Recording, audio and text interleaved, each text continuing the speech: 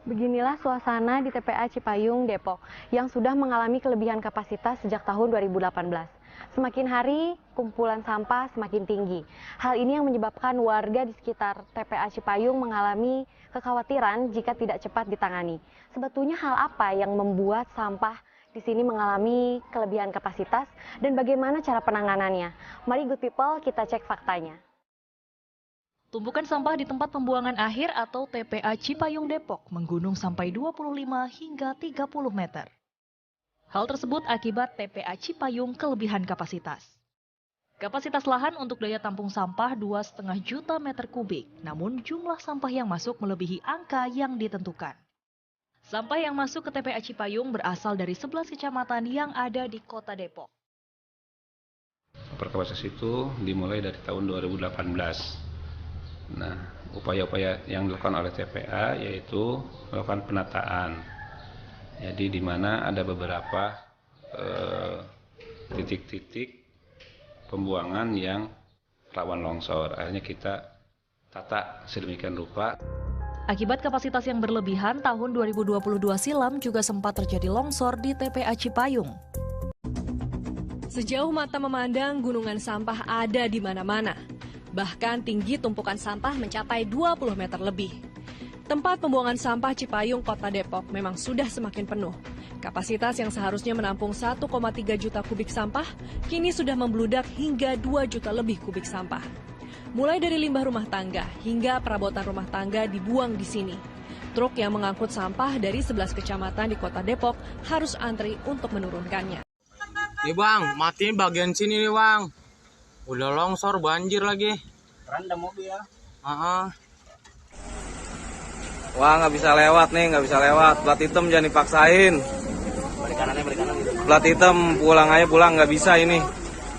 Dalam ini dalam. Banjir, dalam. Ini udah ada yang mati gitu ya, bisa tuh. Belatung aja udah pada ngambang, belatung tuh belatung. Wah, pulang nih mobil, pulang aja wah. Nih bang, matiin bagian sini nih bang. Udah longsor, banjir lagi. Rendam mobil ya?